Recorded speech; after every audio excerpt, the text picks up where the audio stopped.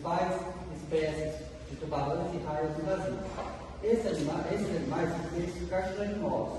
Isso quer dizer que o seu esqueleto, ao invés de ossos, tem cartilagem. Isso torna eles mais leves e mais ágeis, tendo uma vantagem competitiva na caça, já que são predadores.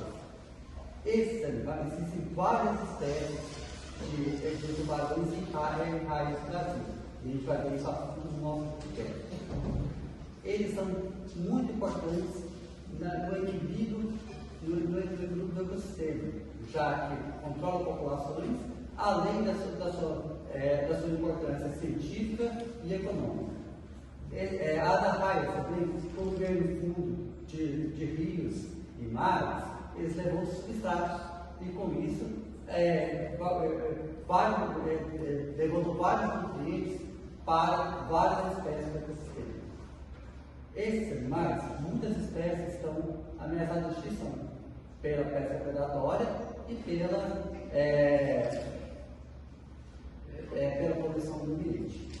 E para falar sobre esse tema, eu estou aqui com duas especialistas no assunto, Vitória e Ivânia.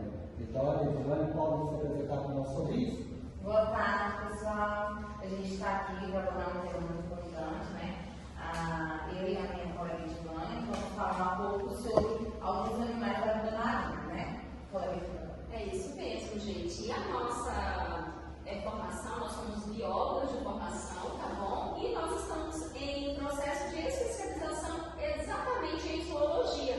Então, vamos discorrer aqui algumas perguntas que o nosso querido Euínder nos convidou para que deixemos todos informados. Esperem que gostem, não saia da nossa live, tá bom? Para começar a nossa conversa, o que são tubarões e raias? Tubarões e raias nada mais é do que peixes, tá, gente? Faz parte de um grande grupo essencial chamado de peixes cartilaginosos. Isso significa que o esqueleto deles não é feito de ossos, e sim de cartilagem, assim como a nossa estrutura do nariz. E essa estrutura permite com que esses animais sejam mais flexíveis e rápidos, né? Eles existem há mais de 400 milhões de anos aqui no nosso planeta. Já passaram por diversas mudanças, assim como o nosso planeta. Então, são animais assim, que vêm evoluindo junto com o ecossistema e todo o nosso planeta.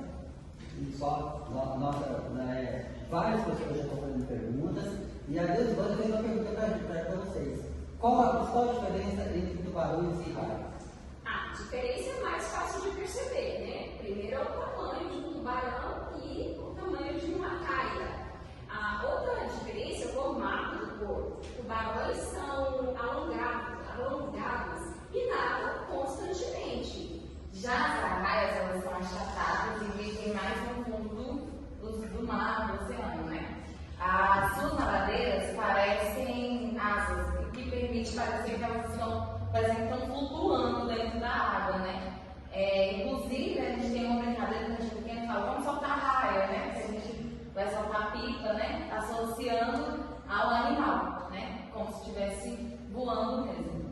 Então essa questão da raia é tão importante para o ecossistema do Brasil que até as crianças fazem associação. Muito bem lembrado.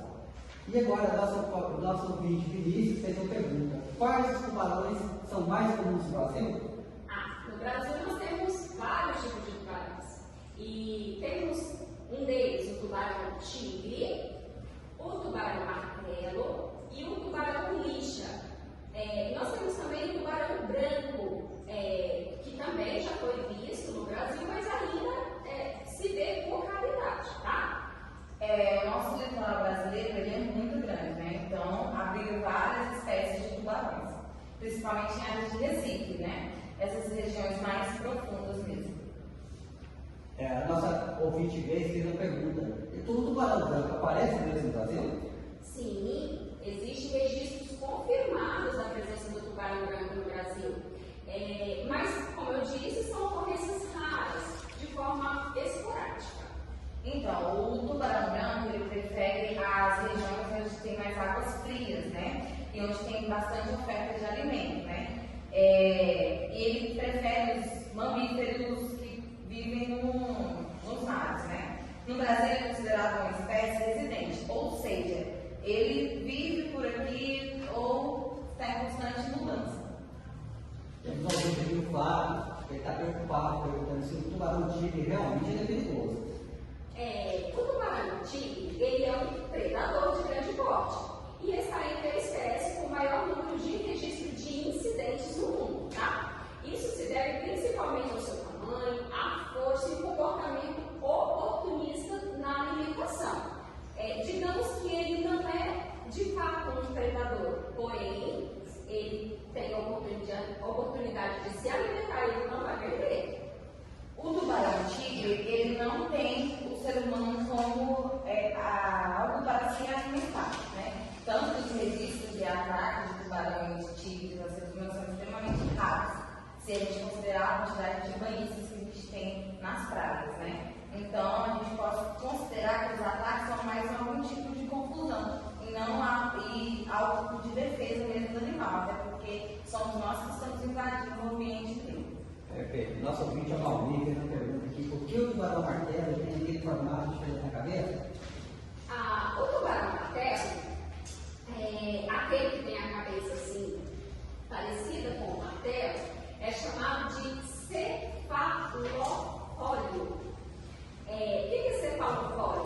É o nome técnico usado, dado à cabeça desse animal, devido a essa característica em T.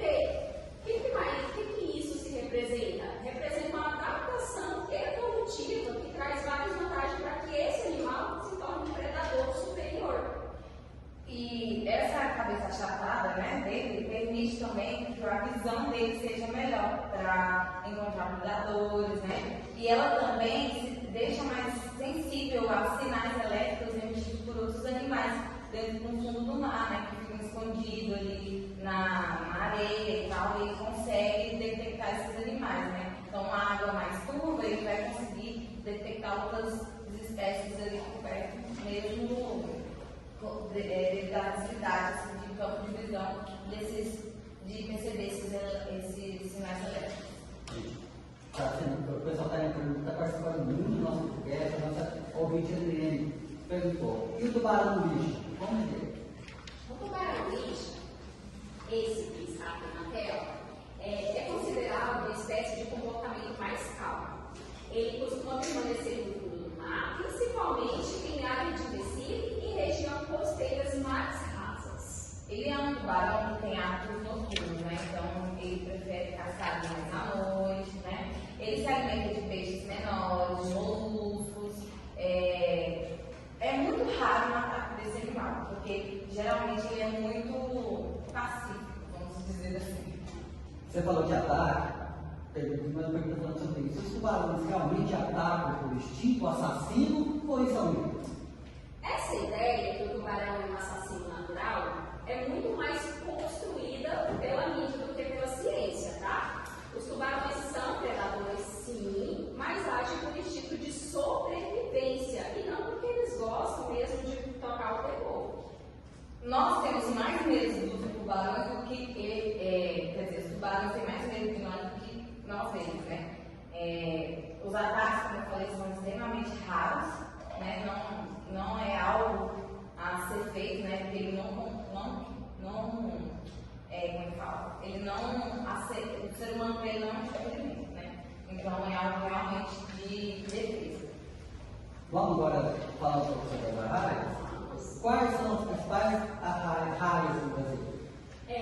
No Brasil, nós podemos destacar a arraia branca, essa linda, preciosa que está aqui na foto, que é uma das maiores espécies do mundo.